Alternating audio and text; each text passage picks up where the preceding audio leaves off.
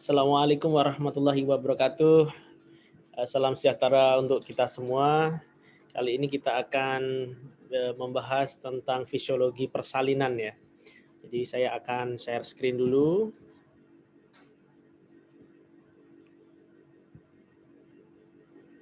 Oke, kita akan bicara tentang fisiologi persalinan. Apa saja yang tercakup dalam fisiologi persalinan ini ya. Jadi kalau kita bicara dengan secara komplit persalinan itu ada beberapa fase ya. Kita tahu kalau yang sebelah kiri ini ada fase konsepsi ya. Yang sebelah kiri sendiri ini konsepsi, kemudian hamil ya. Kemudian hamil itu ada fase pertama. Fase pertama ini disebut quiescence ya. Istilahnya lebih ke arah memang rahimnya cenderung ya pasif ya, tapi pasif untuk yang orang hamil. Nah, ini contractile unresponsiveness, jadi memang nggak begitu responsif terhadap kontraksi ya, tapi di sini sudah terjadi cervical softening, jadi sudah terjadi pelunakan dari cervix ya. Kemudian masuk di initiasi of parturition ya, di sini di fase 2 mulai activation atau preparation for labor, ini rahimnya mulai ada persiapan untuk terjadinya proses kelahiran ya. Dan terjadi pematangan serviks ya, leher rahimnya semakin matang. Nah, fase ketiga yang nanti dibagi beberapa stage ya, stage 1, 2, 3 atau kala 1, kala 2, kala 3, kala 4 ya, itu dimasuk di fase ketiga ya. Dimulainya fase namanya no stimulasi, di situ adalah proses of labor ya. Dimulai dari onset of labor sampai diakhiri delivery of conceptus atau proses kelahiran itu sendiri.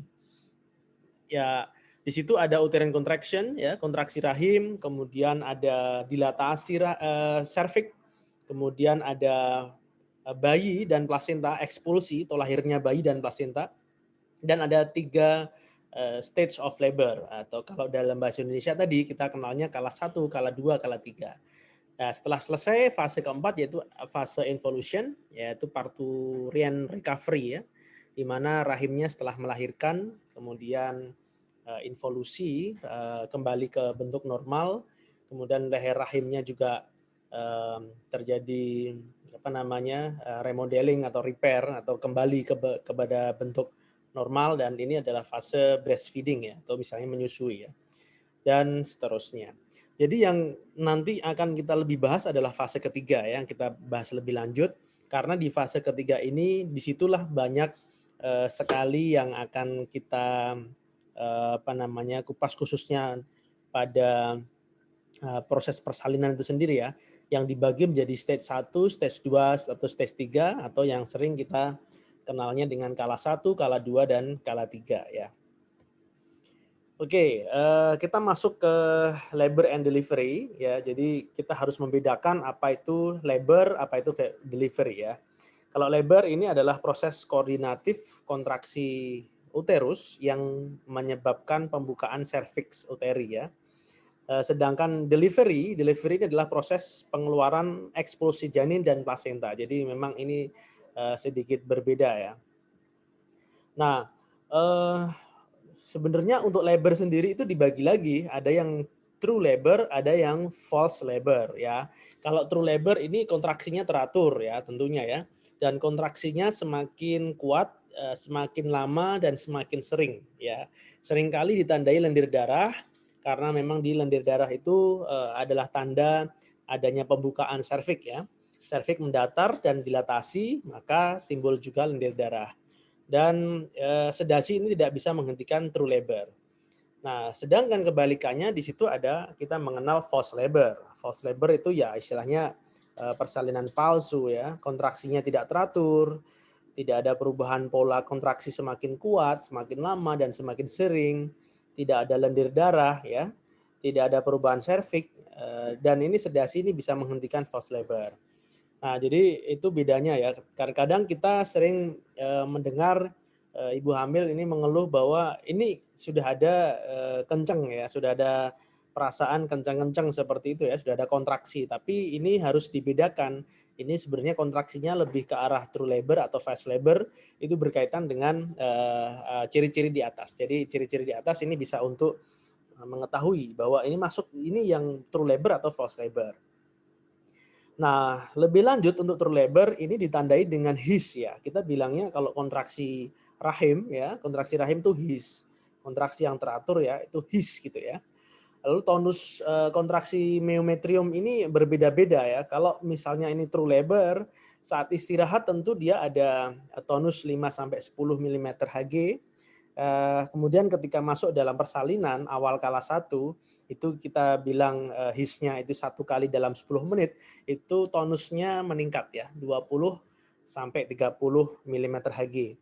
Nah, kemudian semakin lama semakin meningkat kalau memang ini true labor ya, hingga 50 sampai 60 di awal kala 2, di mana ini hisnya frekuensinya adalah mencapai 3 sampai 4 kali dalam 10 menit dan tentunya ini adalah frekuensi yang kuat. Makanya yang disebut kuat itu adalah ketika tonusnya memang naik ya. 50 sampai 60 mm Hg. Nah, his yang baik itu tentu ada ciri-cirinya ya. 1 teratur, 2 makin lama makin sering, intensitas makin kuat, durasi makin lama ya. Dan ini adalah fundal dominan dalam artian memang dimulai dikoordinasikan dari fundus ya. Jadi memang dari fundus kemudian menyebar ya, kemudian bisa mendorong mempunyai daya dorong yang cukup untuk mendorong janin ya sehingga bisa lahir. Dan ini his yang baik ini adalah menghasilkan pembukaan dan atau penurunan kepala ya. Jadi kalau misalnya hisnya yang enggak baik ya, tentu tidak bisa menghasilkan pembukaan atau penurunan kepala.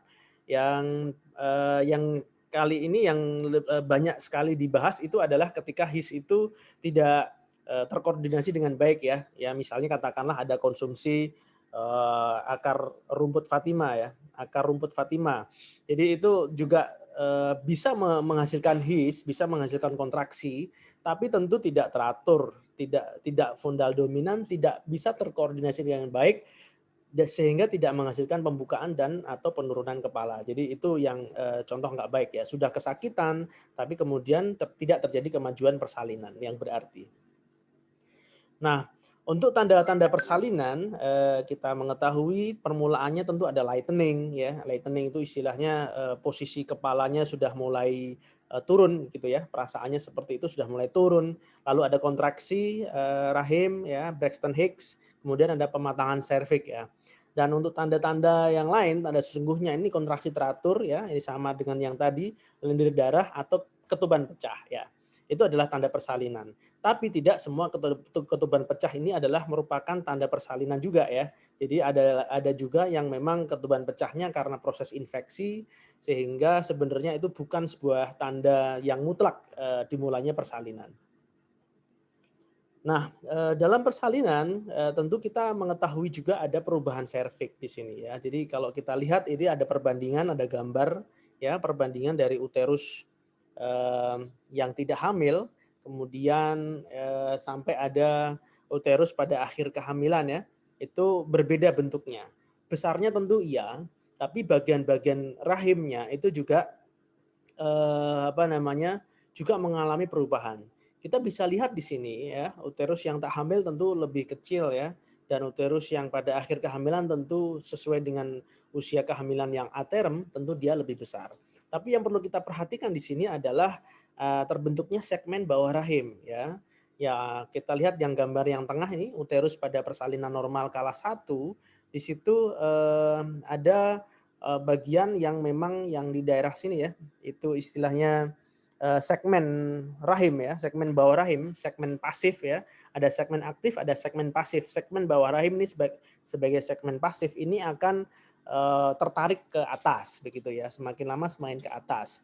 Nah, begitu juga uterus pada persalinan normal yang kala 2 ya, ini semakin lama semakin ke atas. Nah, tapi kalau kala 2 itu tidak segera diakhiri atau katakanlah terjadi persalinan kala 2 yang lama dan sebagainya, ini ada cincin retraksi yang patologis ini muncul ya, sehingga ini sering kita sebut ada timbulnya bundle ring seperti itu ya.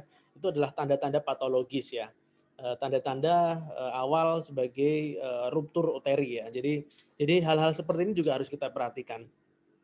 Nah, untuk teori terjadinya persalinan itu sendiri sebenarnya ada banyak teori ya, ada beberapa faktor yang berpengaruh ya. Misalnya ada teori mengatakan regangan uterus ya, karena semakin lama semakin besar, maka regangan uterus itu akan menimbulkan suatu kontraksi, ya, inisiasi kontraksi. Nah, teori ini sering dikaitkan juga dengan ini, apa namanya, adanya kejadian hamil gemeli ya, gemeli yang memang dia sudah regangan uterusnya semakin maksimal karena dia hamil gemeli, atau misalnya polihidramnion begitu ya, di mana regangan uterusnya itu juga lebih ya. Itu tentu ada kontraksi-kontraksi meskipun dia belum aterm usianya. Jadi biasanya timbul suatu partus prematurus yang iminens ya, biasanya timbul seperti itu. Teori berikutnya adalah adanya tekanan pada serviks ya, semakin membesar semakin aterem ya, tentu tekanan pada serviks juga semakin berat begitu. Dan itu menimbulkan pematangan pada serviks. Berikutnya adalah stimulasi oksitosin ya, faktor-faktor yang mempengaruhi. Kemudian ada prostaglandin, usia plasenta, progesteron withdrawal teori, estrogen, dan adanya efek janin ya. Adanya efek janin yang bisa memulai atau menginisiasi adanya persalinan. Nah, untuk tahapan persalinan seperti yang kita bahas tadi itu ada 4 ya di fase ketiga tadi ya. Jadi ada kala 1 yaitu dimulai dari his yang teratur hingga pembukaannya lengkap ya. Pembukaan lengkap itu dikatakan lengkap adalah pembukaan 10 cm begitu ya. Lalu kala 2 ini adalah mulai dari pembukaan lengkap sampai lahirnya janin ya. Kala 3 ini mulai keluarnya janin sampai keluarnya plasenta. Sedangkan kala 4 ini mulai dari keluarnya plasenta hingga 2 jam setelahnya. Jadi itu kala 4 ya. Nah, sekarang kita bahas lebih spesifik, lebih detail. Untuk kala 1 ini berlangsung dari saat mulai persalinan sampai pembukaan lengkap ya, atau 10 cm. Di mana ciri-cirinya ini serviknya ini akan lunak ya, panjangnya yang tadinya serviks itu rata-rata panjangnya 4 cm ini memendek ya, atau menipis atau terjadi effacement, terjadi pendataran serviks. Ini 1,3 cm atau menipis ya. Kemudian terdapat pembukaan serviks dan posisi serviks ini berubah yang tadinya dari posterior kemudian berangsur-angsur dia bergerak ke anterior. Nah, kala 1 ini dibagi menjadi 2 fase, yaitu fase laten dan fase aktif, di mana pembedaannya adalah fase laten ini ketika mulai ada kontraksi dan ada pembukaan mulai 1 hingga 3 cm dan ini berlangsung kurang lebih sekitar 8 jam ya normalnya. Kemudian ada fase aktif yaitu pembukaan mulai 4 sampai pembukaan lengkap ya, yang kurang lebih berkisar antara 4 sampai 6 jam. Dan di fase aktif inilah partograf WHO ini yang dimulai ya untuk memonitor pasien-pasien yang fase kala 1 fase aktif ya, supaya memang tindakan kita, diagnosis kita benar, tindakan kita juga benar, dan tentunya ini adalah untuk keamanan pasien.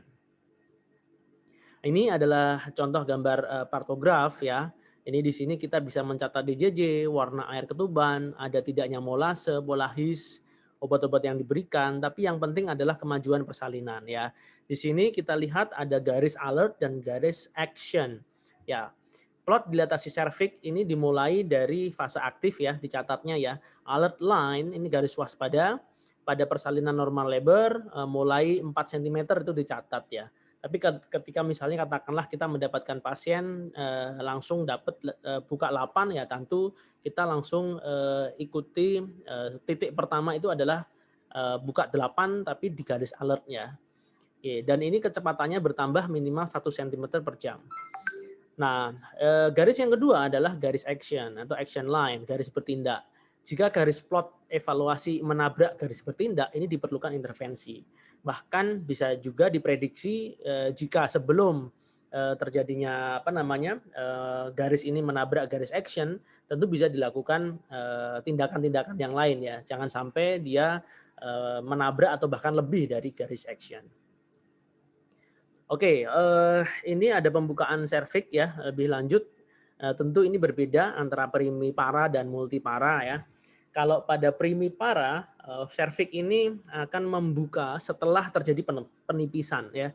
Jadi menipis dulu ceritanya ya. Dia serviks yang tadinya panjangnya sekitar rata-rata 4 cm itu menipis. Itulah yang terjadi, itu namanya yang biasa disebut effacement ya, terjadi penipisan. Dari 4 cm, kemudian 3 cm, 2 cm, 1 cm, kemudian tipis sekali, baru kemudian terjadi pembukaan ya. Tapi berbeda dengan wanita yang multipara ya. Multipara ini pembukaannya ini simultan dengan penipisan serviks. Jadi bisa jadi dia menipis tapi juga membuka. Ya, jadi ini jadi satu begitu. Kalau yang primipara tadi menipis dulu baru terbuka. Ya, jadi itu perbedaannya seperti itu. Nah, ini ada grafik hubungan pembukaan serviks dan penurunan kepala. Kalau kita lihat di sini pembukaannya semakin tinggi ya, semakin tinggi pembukaan maka semakin menurun penurunan kepala janin ya. Tapi semakin tinggi pembukaan ini ya, dilatasinya yang ini ya, oke ya. Ini grafik yang dilatasi, terus penurunan kepala semakin lama semakin turun. Dan ini terjadi titik potong ya, khususnya ini pada penurunan kepala khususnya pada mendekati ini kala 2 ya, di kala 1 akhir gitu. Ini juga ada deviasi proses persalinan normal ya. Kalau yang sebelah ini sumbu X-nya ini adalah lama persalinan, kemudian sumbu Y-nya adalah pembukaan serviks ya. Yang disebut persalinan normal ini tergantung yang di sini ya. Ini ada multipara, ada nullipara. Ya. Nullipara ini dia bisa sampai lahir itu paling enggak maksimal sampai 15 jam gitu ya. Tapi kalau multipara dia sampai lebih cepat tentunya ya. Nah, ada satu kelainan yang tiba-tiba langsung cepat lahir sebelum 5 jam atau bahkan sebelum 3 jam. Itu namanya persalinan precipitatus ya. Tentu ini precipitatus ini ya cepat lahir memang, cuman sebenarnya itu ada resiko ya. Resikonya adalah kalau precipitatusnya itu kontraksinya kan berlebihan nih ya, precipitatus ya. Bisa terjadi ruptura uteri atau katakanlah robeknya rahim. Jadi ini yang membahayakan dan kalau terjadi precipitatus terjadi ya, maka kita harus lebih waspada. Jangan-jangan ada komplikasi yang lain, misalnya tadi ruptur uteri. Maka ketika persalinan bayi lahir, maka kita harus cross check gitu. Apa ada tidak itu ruptur uteri. Nah, berikutnya ada kelainan HIS ya. Katakanlah kalau kontraksinya nggak terlalu bagus dan sebagainya, tentu ini fase latennya bisa memanjang ya. Fase laten diperpanjang. Ini yang disebut inersia uteri primer ya. Fase laten memanjang. Maka ini yang sering kita perlu lakukan stimulasi persalinan ya dengan oksitosin. Ya, atau bahkan ini sudah membukanya sudah kala 1 fase aktif tapi nggak maju juga. Itu yang disebut kala 1 tak maju ya, atau fase aktifnya tak maju begitu ya. Ini pun kita perlu adanya tindakan ya. Kalau yang di sini, kalau sudah fase aktif, tentu dari partograf akan tergambar juga ya, bahwa dia nanti akan menabrak garis yang bertindak. Atau bisa jadi ini fase kala 2 nih ya, ini sudah menyentuh kala 2, tapi ternyata nggak lahir. Itu ada inersia uteri juga nih. Tentu perlu ada tindakan ya, namanya kala 2 diperpanjang, atau kala 2 tak maju. Atau kalau memang dia lebih dari 2 jam, kita sering menyebutnya kala 2 lama begitu. Dan itu tentunya perlu suatu tindakan khusus ya. Oke, untuk kala 1 tata laksananya apa sih yang harus kita lakukan? 1, catat tanda vital dan periksa lab rutin ya, tentu ya. Yang kedua, janin dengan presentasi kepala sudah masuk panggul, ketuban belum pecah, ibu dan anak baik. Ibu boleh silahkan jalan-jalan ya, atau berada di tempat tidur. Jadi ada bukti bahwa dengan jalan-jalan kala 1 ini menjadi lebih pendek. Jadi ini edukasi yang bisa kita berikan ya selama kala 1. Kemudian kemajuan pembukaan ini dikontrol tiap 2-4 jam dengan periksa dalam, dan tentunya juga sesuai dengan klinis ya. Ya rata-rata memang 4 jam sekali kita periksa dalam. Tapi ketika sesuai klinis ternyata kok HIS-nya semakin lama semakin baik, semakin kuat begitu ya. Tentu kita bisa memperpendek waktu evaluasi kembali. Yang keempat, HIS dan DJJ dikontrol tiap 15 menit ya. Kemudian yang kelima, dengan enema rektum menjadi bersih dan memacu HIS. kandung kencing harus kosong ya, penderita harus kencing buang air kecil atau di kateter ya. Kemudian yang nomor 7, makanan ringan dan cairan harus cukup. Makanan yang sukar dicerna sebaiknya dihindarkan. Bila sakit berlebihan dapat diberikan analgetik ya, dan pasien tidak boleh mengejan dulu sebelum kala 2 ya. Dan pasien jangan sampai loss of control ya. Jadi memang harus selalu kita awasi. Karena kalau memang sudah masuk persalinan, semua hal bisa terjadi. Artinya dalam artian kegawatan daruratan pun bisa terjadi. Ya, kalau kita miss ya, tidak kontrol katakanlah denyut jantung janin secara reguler, bisa jadi itu malah kita loss ya. Bisa jadi katakanlah harusnya 1 jam sekali ya, atau harusnya lebih bagus lagi 15 menit sekali begitu ya. Ternyata loss control, bayinya fetal distress, bayinya meninggal di dalam IUFD kita tidak tahu. Itu bisa saja terjadi. Ya, jadi memang kalau sudah masuk persalinan memang lebih waspada, lebih ketat ya pengawasannya. Lebih lanjut ini yang lebih spesifik lagi ini DJJ bisa setengah jam atau 30 menit sekali. Tadi 15 menit ya itu lebih bagus lagi ya. Ya frekuensi dan lama kontraksi tiap 30 menit. Nadi tiap 30 menit ya, pembukaan serviks setiap 4 jam, penurunan kepala atau bagian terendah setiap 4 jam ya.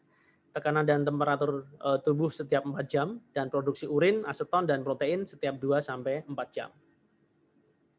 Ini ada hubungan antara pembukaan dan penurunan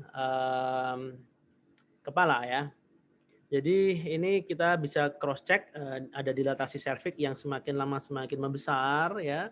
Kita lihat posisi kepala juga akan mengikuti ya kepala janin ya. Kalau untuk persalinan ya, presentasi kepala ya. Dan ini yang garis kanan ini adalah sumber yang kanan ini adalah penurunan bidang Hodge ya atau station ya. Semakin lama semakin pembukaan, maka harusnya memang stationnya semakin ke bawah ya, dia semakin mendekati lahir. Gitu. Oke, itu tadi kala 1. Untuk kala 2, kita ulangi kembali ya, definisinya adalah dilatasi yang lengkap mulai 10 lahir hingga bayi lahir. Itu kala 2. Ciri-cirinya kontraksinya menyebabkan rasa ingin mengejan ya, perineumnya menonjol, anusnya membuka, dan kita sering bilang crowning gitu ya. Nah, kalau ada singkatannya itu perjol Doran Teknus perjol vulca ya. Itu kalau ada singkatan ya. Doran itu ada dorongan dan rasa ingin meneran ya. Meneran itu ingin mengejan gitu ya. Teknus ada tekanan pada anus. Jadi rasanya kayak ada tekanan pada anus ya. Doran teknus ya. Perjol vulca. Jadi perjol itu perineumnya menonjol. Vulva itu vulva terbuka ya, vulva dan anusnya terbuka. Jadi itu adalah ciri-ciri kala 2 ya. Dan biasanya memang kontraksinya semakin sering ya. Bisa 3 sampai 4 kali atau bahkan 4 kali sampai 5 kali ya. Primigravida ini maksimal kala 2 ini adalah 2 jam bayi harus lahir ya. Kalau sedangkan multigravida ini maksimal 1 jam bayi harus lahir. Kalau bayi belum lahir selama kurun waktu sesuai dengan primigravida atau multigravida, maka ada diagnosis namanya kala 2 tak maju dan itu harus ada tindakan. Entah itu dengan operatif misalnya katakanlah dengan forceps atau katakanlah dengan vakum ekstraksi ya, atau bahkan kalau misalnya dinilai syarat-syaratnya vakum tidak terpenuhi, maka bisa dilakukan seksio sesarea. Nah, ini ada beberapa tanda bahwa pasien masuk kala 2 ya. 1, bloody show. Lendir semu darah makin hebat, makin banyak ya. Perasaan ingin muntah disertai ingin mengejan. Perasaan ingin defekasi, ingin buang air besar ya. Anus terbuka, ketuban pecah spontan. Ini memperjelas dengan apa yang saya jelaskan sebelumnya ya. Bila terdapat tanda di atas, periksa dalam. Bila dilakukan bisa dilakukan untuk mengetahui apakah pembukaan sudah lengkap. Jadi untuk konfirmasi.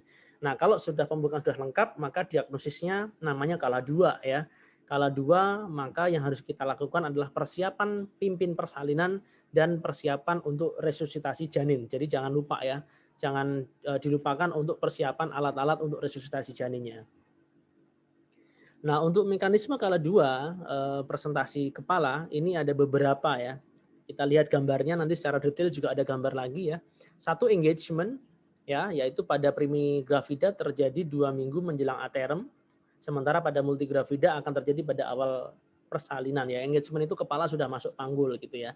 Yang kedua flexion. Flexion itu kepalanya fleksi ya. Dia lebih fleksi begitu ya ke depan ya.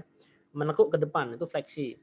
Fleksi ini harus terjadi agar kepala mampu melewati panggul dengan diameter terkecil. Di samping itu, fleksi juga menjamin terjadinya engagement. Jadi semakin bisa fleksi, semakin engagement begitu ya. Nah, tapi ini tentu bisa bisa terjadi fleksi dan engagement lebih lanjut jika ada his ya. Kalau nggak ada his ya nggak bisa gitu. Descent, yang ketiga descent itu adalah penurunan kepala lebih lanjut ya, yaitu penurunan terjadi karena adanya his dan penipisan SBR serta kontraksi otot perut. Faktor lain yang mempengaruhi adalah bentuk dan ukuran panggul serta besar dan posisi kepala. Yang keempat adalah internal rotation, yaitu memutar di internal ya, terjadi kepalanya berputar ya di internal rotation. Terjadi bersama-sama dengan descent ya, putar paksi dalam ya kita sebutnya ya, merupakan usaha penyesuaian kepala terhadap bidang-bidang panggul. Occiput akan memutar ke depan atau ke belakang ya sebagian kecil ya, sehingga sutura sagittalis dalam posisi antero-posterior. Putar paksi dalam selesai apabila bagian terendah telah mencapai spina ischiadica yang artinya kepala telah engage, full engage ya. 5 namanya ekstensi ya. Extension terjadi setelah kepala menyembul dari introitus dengan occiput di bawah simfisis ya. Extension itu sudah keluar ya. Setelah kepala keluar lahir ada namanya external rotation, yaitu terjadi setelah kepala lahir ya, yang merupakan kebalikan dari putar paksi dalam. Jadi kepalanya memutar ya setelah kepala lahir. Nah, ini ada beberapa gambar untuk memperjelas saja ya. Satu ini sebelum engagement, head floating. Yang kedua engagement, mulai masuk begitu ya. Ada fleksi, ada descent ya. Yang ketiga further descent ya, dan melakukan internal rotation. Kita bisa cek ya di posisi kepalanya ini ubun-ubun kecilnya lebih ke arah jam 1 atau jam 2 begitu ya. Nah, ketika internal rotation, complete rotation, mulai ekstensi, ini kepalanya ubun-ubun kecilnya di jam 12 ya. Nah, lalu complete ekstensi, kita cek ini ada complete ekstensi dan setelah ekspulsi ya, kepalanya sudah lahir ya, kemudian terjadi eksternal rotasi atau kepalanya kembali berputar ya. Nah, ini ubun-ubun kecilnya kembali lagi ini ke arah jam 2 atau jam 3, bahkan ini eksternal rotasi, kembali ke posisi sesuai dengan punggungnya ya, punggung janin. Kemudian setelah itu kita bantu nih pertolongannya di kala 2 yaitu kelahiran shoulder anterior atau bahu depan, yang terakhir adalah shoulder posterior, dan kemudian kita lakukan persalinan ya, istilahnya membantu ditarik ya, dilahirkan setelah bahu depan, bahu belakang, kemudian sangga susur ya, kemudian dilakukan kelahiran seluruh tubuh dari janin atau bayi. Ini tata laksana untuk kala 2 ya. Kekuatan pada kala 2 ini adalah his dan hejan perut. Jadi kekuatan kala 2 itu enggak cuma his aja. Hisnya memang meningkat, tapi juga harus ada ada usaha hejan perut.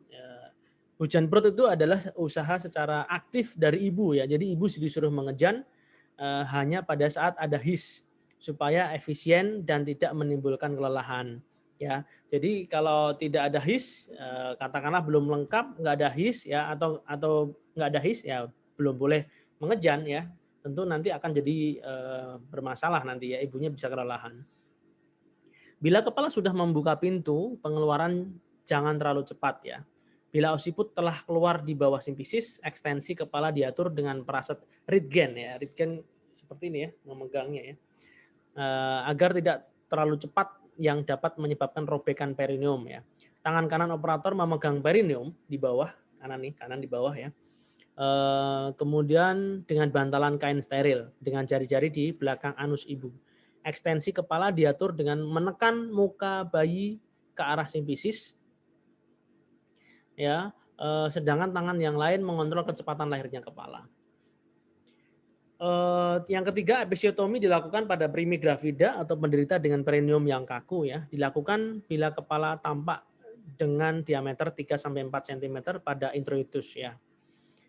Setelah kepala lahir, ia ditahan sambil mengadakan putar paksi luar, ya, muka diusap dengan kain steril, lendir di hidung ya, mulut dan tenggorokan diisap dengan halus. Bila terdapat lilitan tali pusat, kendorkan atau klem dan potong, dan bahu dilahirkan dengan cara kepala dipegang pada kedua os parietal atau satu tangan di muka, tangan yang lain di occiput. Kepala ditekan ke bawah untuk melahirkan bahu depan, lalu diangkat untuk melahirkan bahu belakang. Oke, ini prasat Röntgen ya. Jadi yang harus kita lakukan, tangan kanan penolong ini menahan perineum ya, tangan kiri ini menahan supaya kecepatan ekspulsi atau kepala, lahirnya kepala ini tidak terlalu cepat ya, yang bisa menyebabkan robekan jalan lahir ya lebih lanjut ya. Jadi ini yang harus kita lakukan sebagai penolong. Oke, itu kala 2. Kala 3 yaitu definisinya adalah masa sejak bayi lahir hingga plasenta lahir ya. Kalau di gambar ini separasi plasenta sesuai teori itu ada 2, yaitu Duncan dan Schultz ya. Kalau Duncan itu pelepasannya dari tepi, ini Duncan nih yang ini ya. Pelepasan dari tepi terus kemudian yang lain lepas. Yang berikutnya adalah Schultz, ini pelepasan dari sentral ya, dari tengahnya. Nah, tapi ini dua-duanya ini nggak punya makna klinis ya, ini sebagai sebatas teori saja ya. Kemudian terjadi eksposi plasenta ya, dan terjadi perdarahan yang normal jika itu kurang dari 500 ml. Nah, tanda plasenta lepas itu ada beberapa ya. Yang pertama keluar darah yang sure ya, seperti itu, yang keluar banyak dari vagina. Kemudian tali pusatnya memanjang ya. Kemudian uterus menjadi globuler dan teraba lebih keras. Ya, pada saat plasenta masuk dalam vagina, fundus uteri meninggi. Oke, untuk di kala 3 ini ada manajemen aktif kala 3 ya, tentu ini di APN juga ada ya. 1 injeksi oksitosin, 1 ampul intramuskuler, yang kedua PTT ya, penegangan tali pusat terkendali. Yang ketiga rangsangan taktil pemijatan fundus uteri. Ini kala 3 selesai lahir lahir spontan ya, dicek apakah lengkap apa enggak. Kemudian kita kalau lengkap kita lanjut ke kala 4 ya. Di kala 4 ini ada pengawasan ya. Kala 4 itu tentu waktu yang krusial juga ya. Kita pengawasan paling tidak selama 2 jam pertama. 1 jam pertama itu diawasi setiap 15 menit ya. Yang diawasi apa? Itu sudah ada tekanan darah, nadi, respirasi, suhu, TFU ya, tinggi fundus uteri, kontraksi uterus, kandung kemihnya, dan perdarahan ya. Nah, ya Kak, itu setiap 15 menit ya pada jam pertama. Pada jam kedua itu setiap 30 menit nanti diawasi. Nah, kalau pengawasan kala 4 ini baik, insya Allah tidak terjadi komplikasi yang lain ya. Yang sering terjadi adalah kita lalai mengawasi kala 4 ya, tenaga kesehatan lalai. Sehingga terjadi perdarahan enggak ketahuan. Sehingga penanganannya bisa terlambat. Oke, lebih lanjut yang terjadi di proses persalinan itu ada beberapa respon fisiologis ya yang terjadi di sistem kardiovaskuler dan sistem yang lain. Di sistem kardiovaskuler apa yang terjadi? Yaitu kontraksi adanya kontraksi rahim ini menurunkan aliran darah menuju uterus ya. Jumlah darah dalam sirkulasi ibu meningkat jadinya ya. Dan resistensi perifer juga meningkat, yang tekanan darahnya juga akhirnya juga sedikit meningkat. Nah, saat mengejan, cardiac output meningkat 40-50%. Ya, tekanan darah sistolik meningkat rata-rata 15 mm Hg saat kontraksi. Sistem kardiovaskuler janin khususnya, ini janin normalnya dapat beradaptasi tanpa masalah ya. Oksigen yang menurun selama kontraksi menyebabkan hipoksia, tetapi dengan kadar yang masih adekuat, ya, tidak menimbulkan masalah serius buat janin. Di sistem respirasi, ya, respon terhadap perubahan sistem kardiovaskuler ya, konsumsi oksigennya meningkat ya. Kemudian percepatan pematangan surfaktan, ini ada istilah fetus labor speed maturation of surfaktan. Jadi penekanan pada dada selama proses persalinan ini membersihkan paru-paru janin dari cairan yang berlebihan. Jadi memang ini kalau salah satu keunggulan dari persalinan normal itu ya. Jadi proses persalinan ini membersihkan paru-paru janin dari cairan yang berlebihan. Kemudian pengaturan suhu ya. Pengaturan suhu ini aktivitas otot yang meningkat menyebabkan sedikit kenaikan suhu ya. Dan keseimbangan cairan, kehilangan cairan meningkat oleh karena meningkatnya kecepatan dan kedalaman respirasi, sehingga hati-hati dengan restriksi cairan ya. Atau bahkan terjadi restriksi cairan ya di sini ya. Karena memang keseimbangannya jadi agak terganggu nih pada saat terjadi proses persalinan. Nah, di urinaria ini ada perubahan ya, ginjal memekatkan urin ya, berat jenisnya meningkat, kemudian ada ekskresi protein yang trace ya. Dan penekanan kepala janin menyebabkan tonus vesika kandung kencing menurun. Nah, makanya sering tidak heran ketika proses persalinan terkadang terjadi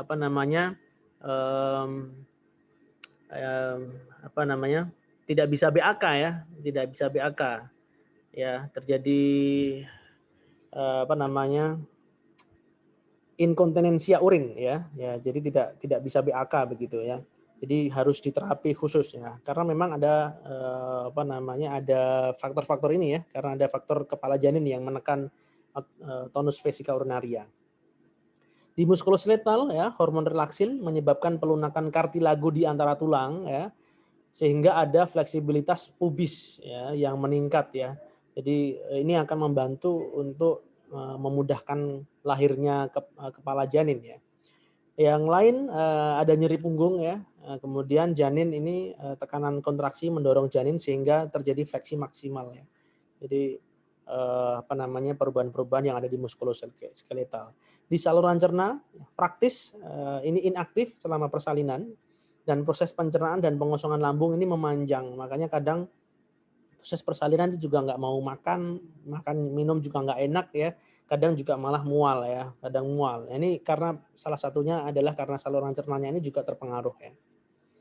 Sistem saraf ya, janin ini kontraksi menyebabkan penekanan pada kepala janin dan DJJ-nya menurun. Tapi kalau misalnya yang ditekan adalah istilahnya DJJ menurunnya karena karena kompresi kepala ya, istilahnya karena kompresi kepala itu masih normal, jadi nggak masalah denyut jantung menurun, bukan karena fetal distress yang lain. Nah, respon psikologis ya pada saat persalinan ada emotional distress ya, ada nyeri menurunkan kemampuan pengendalian emosi sehingga orang yang bersalin juga cepat marah begitu ya, lemah, takut ya. Makanya kita sebagai penolong juga harus tahu ini ada perubahan-perubahan psikologis seperti ini, maka harus dilakukan motivasi ya, selalu ya, motivasi untuk melakukan pertolongan ya, persalinan.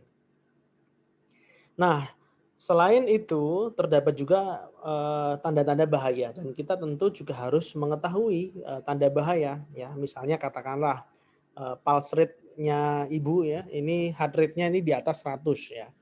Ya, kontraksi lebih dari 70 detik ya, itu terlalu lama ya. Paling enggak kontraksi untuk kala 2 itu 45 detik itu sudah bagus ya, udah bagus banget itu.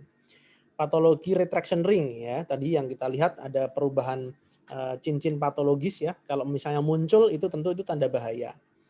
Full bladder ya, ini juga bisa tanda bahaya nih, kok nggak bisa pipis begitu ya. Mungkin inkontinensia ya. Increasing apprehension, jadi ibunya nggak nyambung diajak ngomong ya, istilahnya penurunan kesadaran itu juga harus waspada. Blood pressure, tekanan darah yang lebih 140 atau 90 atau malah justru kurang ya, itu yang mengindikasikan shock. Tidak, misalnya katakanlah nggak ada perdarahan dari jalan lahir, tapi bisa jadi kemungkinan perdarahan di dalam perut ya. Nah, itu juga harus waspada. Waspada juga meconium stain of amniotic fluid ya. Jadi ini ada salah satu tanda fetal distress ya. Hyperactivity of fetus ya, fetal acidosis ya, salah satu tanda distress ya. Kemudian fetal heart rate-nya bisa di atas 160 atau di bawah 120. Jadi itu tanda-tanda bahaya yang harus kita waspadai. Oke, sebagai penutup ini ada kriteria partus normal ya. Saya kira ini yang slide terakhir tentu kita harapkan adaptasi-adaptasi fisiologis tersebut menghasilkan partus yang normal ya. Satu tentu aterem ya, yang baik yang aterem. Yang kedua presentasinya belakang kepala ya, bukan presentasi yang lain, bukan malpresentasi. Ketiga UUK-nya di depan ya, ubun-ubun kecilnya atau occiputnya di depan. Yang keempat bisa lahir secara spontan ya, kekuatan ibu sendiri ya, tidak dengan tindakan operatif ya. Yang kelima, lama persalinnya lebih dari 3 jam dan kurang dari 18 jam, itu yang baik ya. Kemudian yang keenam, berat badan bayi lahirnya 2.500 gram, lebih dari 2.500 gram atau kurang dari 4.000 gram. Terdapat perdarahan kurang dari 500 cc, itu dikatakan masih normal ya. Kemudian plasenta lahir spontan lengkap, dan yang kesembilan adalah ibu dan bayi sehat. Itu kriteria partus normal ya. Jadi kita tujuannya ini ya. Sekarang kalau setiap kali kita ANC, kita harus menuju ini semuanya. Sehingga yang kita harapkan ibu dan bayi sehat yang nomor 9 itu. Baik, saya kira itu yang bisa saya sampaikan pada kesempatan kali ini. Semoga bermanfaat ya. Kalau ada pertanyaan silahkan. Saya akhiri. Wassalamualaikum warahmatullahi wabarakatuh.